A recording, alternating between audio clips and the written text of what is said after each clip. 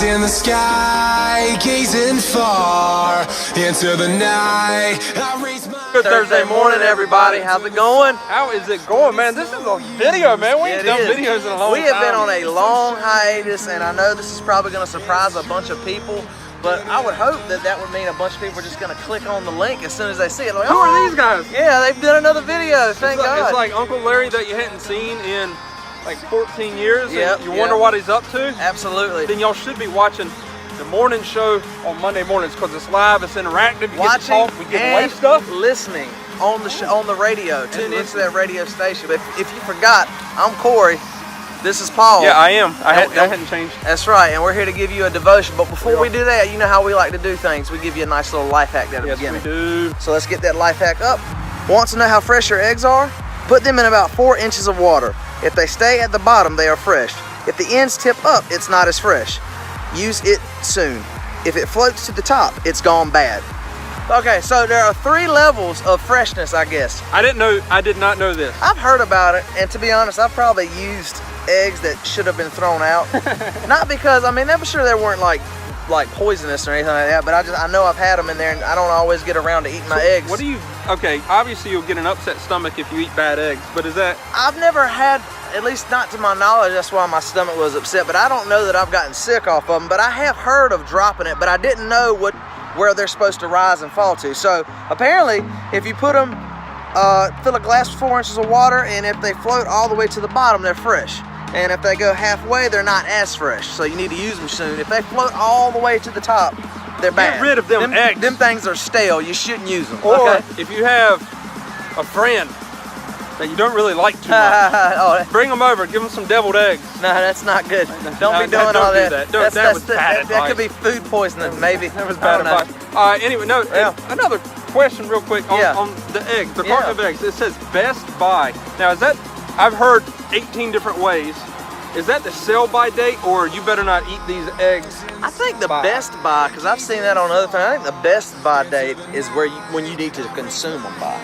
So the sell-by date, I mean, they obviously, because I think that whoever sells them, they have a certain date they can't sell them past, and if they don't sell them by that date, then they take them off the shelf. I wonder what they do with all the I would imagine they throw it away, or I don't know. Maybe they can cook it the day of somehow, or give it to charity. Do y'all ever think about that?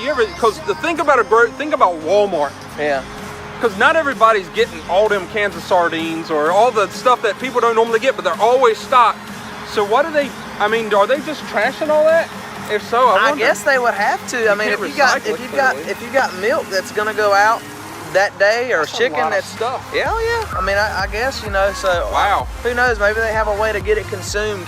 I don't know. That's a good thought. I think about it all the time too. But hey. Anyway, there's your devotion. I would use that. That's pretty good. That's a good, it's a life hack. It is. That's a good life hack. But anyway, we're not here for that. What are we here for? We are here today. This week, the theme is grace, and we're here to talk about grace, God's grace. Absolutely, and how wonderful it is. Yeah. So good. Where's the verse? Right here. All right, so the verse for today is coming out of Romans chapter 6 and verse 14. And Paul writes, "For sin shall no longer be your master, because you are not under the law, but under grace." To me, it's one of the most beautiful concepts when you get saved is you pretty much, I mean, you signed a contract.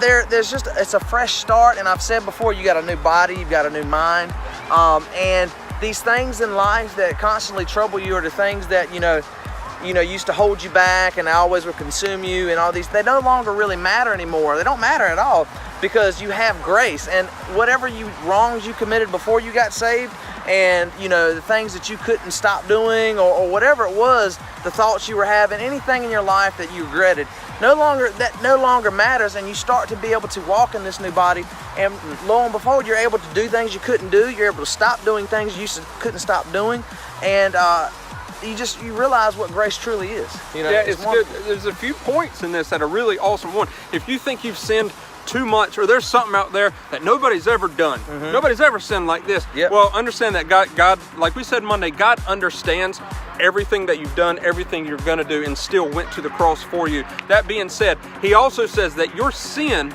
is cast as far as the east is from the west. That's infinite. Yes. It's two polar opposites. Yeah. Okay? That means he will never more recognize that sin which is covered by grace. Because when God looks down, he no longer sees you and your sin. All he sees is the blood of his son, Jesus Christ, that was paid for. You have been bought and paid for, Christian, by the acts that Jesus did on that cross. How cool is that? When Christ said it is finished, when Jesus at the end said it is finished, he was not talking about his life. His life was coming to an end for 3 days. His life was coming to an end, yes. But when he said it is finished, he's talking about your, mine, Corey's plan of salvation was now paid for. Yep. And it's awesome, man. It is awesome. And you know, also out of Romans, there was another verse, and it was talking about how it's not based on works. Yes. And to me, I think that we should clarify, you know, so when you get saved, obviously you have to lead a different life. You can't just get saved and then continue to go about what you go to the same way you used to be. But, I mean, that's true, but you know, it's something that, you know, you could go your entire life and be this wonderful person who you know, doesn't curse, doesn't, you know, just do bad things, you know, doesn't really sin a whole lot. But if you haven't accepted Christ into your heart, then it's got nothing to do with it. It's not the whole point. You've missed the whole point. It's got nothing to do with works.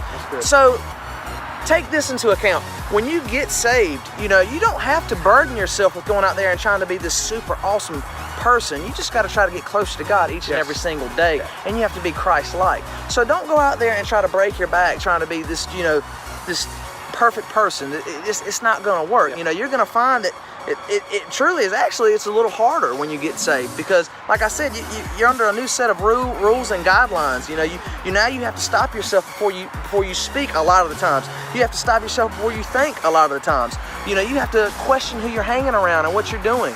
All these things are taken into account, but you know, you don't have to kill yourself, guys. You just have to find ways to show God that you love him and that you are truly trying to do what he would do in any situation you're presented with.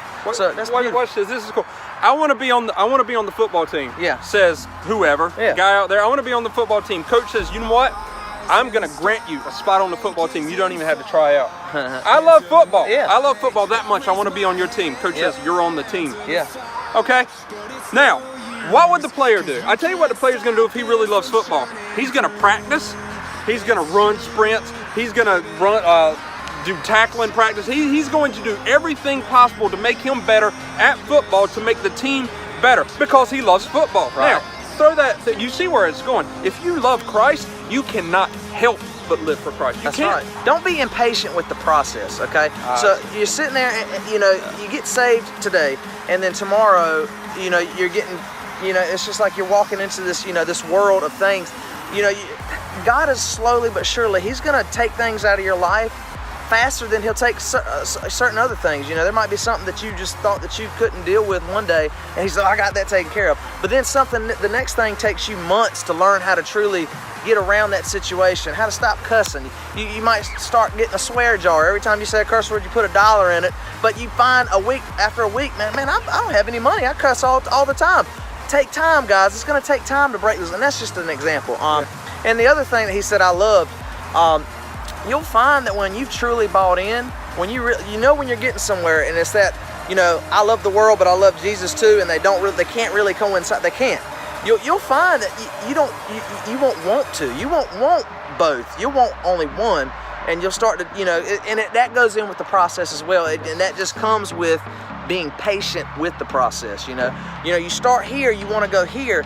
Just, it's gonna take time, guys, but you'll get there. And when you know you've gotten there, that's when you look up one day, you wake up and you say, man, I feel like a completely different person. There's just so many things I don't say, do, think anymore. It's just a beautiful thing. It's a beautiful thing. It is. Hey guys, we love you. Have faith in the process. We do love you. We want the best for you. We want this audience to grow. We want this message, the gospel message that we preach from. We're always going to be dropping a gospel message, meaning it's coming straight from the Word of God.